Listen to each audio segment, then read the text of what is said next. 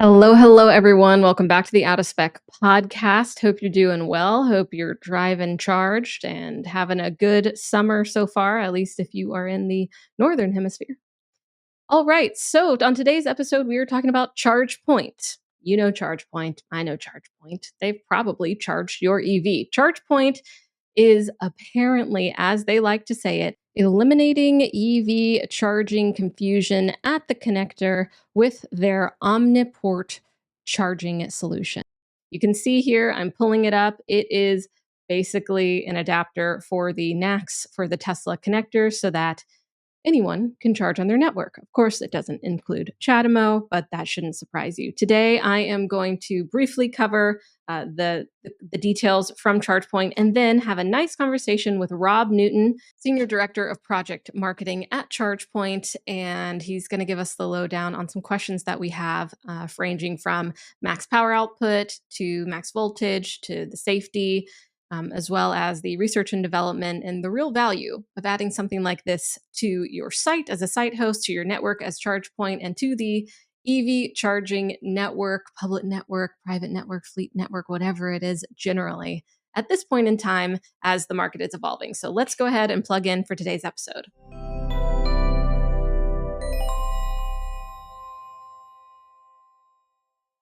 This episode is made possible by the support we get from Fort Collins Kia. If you are in the market for any electric Kia, not only do they never add market adjustments, they will deliver your car to you anywhere in the 48 contiguous states for out-of-spec viewers. More information in the link in the show notes. Okay, everybody, like I said, before I bring Rob on, I just want to talk about this announcement a little bit. So, of course, you can find the links in the show notes. But basically, what they have said is that the Omni Port is an EV connector solution which ensures that any EV can charge in any parking space, regardless of its connector type, without an expensive additional cable. So, one thing to note is that this will be incorporated not only to ChargePoint AC, but also DC charging stations at no additional cost when you're buying them right now for a certain model. And so, if you want that certain model, which Rob references later in our conversation, then it makes sense. For a different model, one of their chargers, it will be a little bit more. I think he said like $1,500, and then of course the retrofitting option, which if you already have a ChargePoint station, if you already have ChargePoint hardware, that does cost a bit because you are paying for a new cable. But generally, this is something that will give a similar experience to the Tesla Magic Dock, which is the reverse of the Magic Dock. So instead of a Tesla adapter with a CCS or a Tesla connector with a CCS adapter, it is reverse. It's the CCS cables with the Tesla on the end. So cool to see it. Not certainly surprised, but it is cool that ChargePoint has come out with it. Of course, you can use the ChargePoint app so that it knows your car, so it will just release the right adapter at these stations once they roll out into the field. They're going to be for sale in December. Well, they're for sale, but starting rolling off the line in December, along with the retrofits. Or if you're at the station and you just need to click which one you need on the screen. With Tesla, there's no screen, so there's no issues coming up with a screen not working. That's one issue that I potentially see. You just instead press a button twice, and then the adapter is released in a certain way. With the Tesla Magic Docks versus the ChargePoint, this will include an app or some sort of interaction with the screen on the charger. Rob does say that it is their first iteration, of course, so we know that they will be able to expand upon this and continue taking observations and data to make sure that this is meeting EV drivers' needs across the board, of course, not CHAdeMO. Okay, is there anything else that I want to mention? You definitely don't have to get this if you're going to buy new ChargePoint hardware, but I'm kind of wondering why you wouldn't. It's future proofing, unless you only want to service CCS vehicles. But otherwise, I think it seems pretty cool. So let's go ahead and get into the conversation with Rob. Of course, y'all, let me know what you think about this option. And do you want to see this on all networks? Hello, everyone. I am joined now by Rob Newton, Senior Director of Product Marketing at ChargePoint. And you are here to talk to us all about the new Omni Port offering from ChargePoint that should mean more accessibility than before to EV chargers. So welcome, Rob. Great to have you here. Yeah, thank you so much for having me. I appreciate being on. Yes, of course. So can we maybe start by you describing to me the Omniport? Yeah, for sure. Omniport is a solution that effectively brings together the two major standards in North America. So on AC, of course, we have J1772 connectors and NACS connectors, which of course is commonly more known as the Tesla connector. And then for DC, it's CCS1 and also a NACS connector that folks can use to charge their vehicle. We know that it's really difficult for people to know where they can charge, difficult for business owners to think about how they can build a parking area that has accessible ports for everyone. And so we decided to put it all into one, and that's what Omni Port is. It's a single port, it's a cable that can service both vehicle types. So folks can charge anywhere that has an Omni Port. Very cool, very cool. So can you tell me a little bit about how is it designed and how is it different from the Tesla Magic Docks, which folks might be familiar with, which is a way of the station having an adapter built in. Yeah, for sure, and very similar. So what we've done here is this an original initial version is running a J1772 cable and a CCS1 cable off for DC, and then we do have an adapter at the end of the port. The way that it works is that, as you know, we have an app, and so you can enter into your app what vehicle you drive, and then when you get to the station, you can either initiate a charge from the app or you can just tap your phone on the station itself, and it will automatically deploy the connector type that's best for that works with your vehicle. And then, of course, if you're using your app, but maybe you're driving someone else's car, so if you're driving an F-150 Lightning every day, but you're borrowing someone's Tesla, you can just tap a button on the screen and it can switch it over to the other port type. And then you just pull it out, plug it in, and it works. Um, yeah, and then I think the other thing that's really cool about it is if you want to go and change your vehicle within the app, that's very simple. You can just go in and update it at any time. Um, So it obviously sounds like using the app is typically the good way to go when you're interacting with a charging operator as long as, their app is good. So that ease of use, or you can use a card, you can come up and select it. But I'm thinking about like where could someone mess up? Where do you what is there like a where do you see a pitfall where maybe a user might run into issues that you've tried to mitigate here? Yeah, that's a good question. I mean, again, it was I think the first one was that of course people get so used to just driving, their own vehicle and, entering it into the app, and then when they pull up to a station, they wanna that, it's gonna automatically be their vehicle. If they happen to, be driving someone else's vehicle, that's why we wanted to make sure that they're able to easily just toggle back and forth on the screen so that they, it's essentially foolproof. No matter which way you go, you're going to be able to get the station of your choice or the connector type of your choice. I Great. think the other the other things that we see a lot are that just people want to show up at a station. They might not have mapped to it, they might not have used the app to find that station, and then they realize like, oh, this isn't my connector type, and they sort of look around and try to find one. That's the biggest thing that we're trying to mitigate with this, is that it just makes it super simple, right? There's no more confusion about which connector type is actually going to be on the station. If you pull up to one that's an omniport, it's gonna in 99% of cases work for your vehicle. Okay, great. And speaking of confusion, I went on a Tesla Model 3 road trip recently from Colorado to Tennessee. It's an old one. Used the supercharger network most of the way until I was like, "Hey, I'm going to switch it up." And I went to use a station that had a NACS retrofit, but the car was not CCS capable. So there's some people who are still driving these older Teslas that haven't updated it so it can use the CCS communications. And is there a way that you're helping people know that, yes, this is a NACS connector, so technically your Tesla should work, but maybe not yours. Yeah, yeah, and I think, we're talking about that ECU upgrade that sometimes is necessary, right? When we first launched NACS connectors back in the end of last year, we thought a lot about this, and so what we've done is two things. One, if you plug in your vehicle and it's not receiving a charge, you're gonna get a note in the app, and it's gonna tell you, "Hey, we noticed this isn't happening, this isn't working for you. It may be because of this upgrade issue," and then we give you a link to where you can find out how to go do that on the web. And then we also have a station message that pops up as well. So a station message will pop up and say, "Hey, again, not getting a charge from this. Perhaps it could be this issue," and give you the same information so that you're able to go resolve it.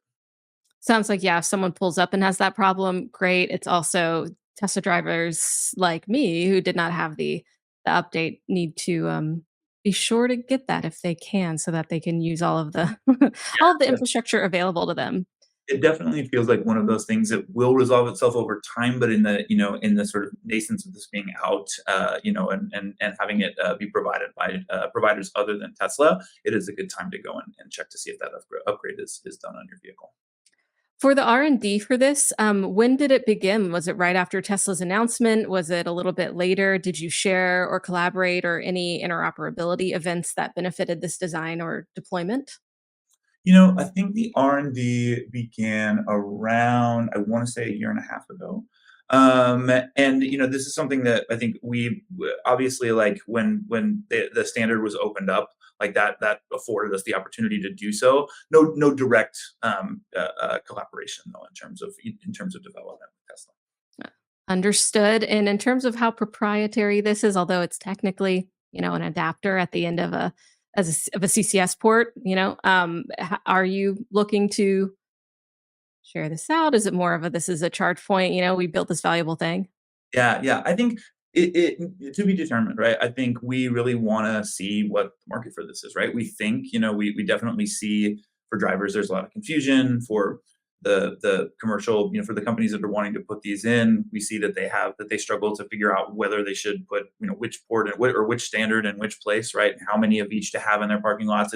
It's a complicated equation. So our feeling is that it's going to be really popular. But once we assess that, I think we'll look forward to seeing, do we want to partner with some folks on it? Is it something that we would want to license out, for example? But no plans for any of that in the near future. And speaking of site host stations, when will these be going out into the wild and Yeah, where? we will be shipping in December. So hopefully December, around the first of the year, you'll start to see these out there and available for charging. So these are coming as not these are built with them. So it would be the newer sites that are going to likely be the ones to have these at first, or do you think you're going to move with the retrofitting first? Yeah, so both will be available. Both new stations that can be sold with an Omni port, or the conversion kits that we sell that can take any cable from either our CP6000 stations or our Express Plus stations. Those will both be available at the end of this year. So I'm guessing at the beginning of the year you'll start to see them both at existing sites, and then shortly thereafter, some of the newer build outs will also include them as well. Can you elaborate a little bit on those models you just mentioned, the ones that are available to be retrofitted? Because it's not only DC chargers, but it's also the AC that are going to be able to have this Omni port, and then also I don't want to forget about our Chatamo drivers. They do exist out there. They do. What can everyone expect? We Yeah. do love them. We don't want them to feel like we don't love them. But yeah, so the Omniport solution is going to be available on our CP6000 AC stations, and our Express Plus DC station, which is our faster charging version of our DC portfolio. And then to your question about Chatamo, we still support Chatamo. You can still buy all both those stations with a Chatamo cable as well, but we do not have plans to incorporate Chatamo into the Omniport solution in the near future. Understood. That would be a little clunky, no offense, Chatamo drivers. Yeah, yeah, I think two seems to work. I think three might find there's a third dimension there that Yeah. would be difficult to satisfy We folks on. Yeah. we've talked, I mean, that it's a good transition into one of my questions, which is adapter safety, because we have talked on the podcast before. They've been referred to as a necessary evil adapters in a way. And it's, of course, we're dealing with a lot of energy, and that means heat, electricity, there's safety, heating. When it comes to that, of course, we think of it, but also the derating of sessions. So, can you tell me a bit about the real abilities of these adapters along with the max power and the max voltage? Yeah, for sure, for sure. I mean, so for PowerLink 2000, which is the version that we're shipping the Omniport with, the maximum voltage is 1,000 volts, and that's the same voltage as the rated as the PowerLink 2000, whether it has Omniport or not, right? It doesn't have any impact for the CP6000. Or the PowerLink with the non-liquid cool cables. With the liquid cool cables, the maximum current is 500 amps. So The duration at the maximum depends on things like ambient temperature, and the derating occurs dynamically within this closed loop control using inputs from contact temperatures. But besides that, like it's the way to say that in layman's terms is it essentially performs the same as our cables do. Whether it's a single connector type or not. Okay, so it's essentially receiving the same kind of information about what the car's saying, the temperature, what the charger's saying in between, so that we wouldn't see too much of a different experience just because we're using an adapter on your network or the That's Omniport. That's correct. Yeah, the experience is, again, with the small caveats that I mentioned, like it is essentially the same. You're going to get essentially the same performance and a really good experience when you charge with Omni. Okay, so looking to see these in December, you can buy them new, you can retrofit, and as you said, the new versions that's just coming included, basically like no extra cost to a customer versus the retrofit that is a nominal cost. Do I have that? Do I have that right? Yeah, so a retrofit is obviously going to be a nominal cost because it's purchasing a new cable for your stations. There is the on the CP6K it will be coming at the same price as if you were to purchase a single connector type cable. So that's going to be great. On the Express Plus, there will be a nominal cost there. So I think in the case of Express Plus, it's going to be about 1,500 more. Um, but um, but when you're buying our AC stations, the CP6000, the cost is going to be essentially the same.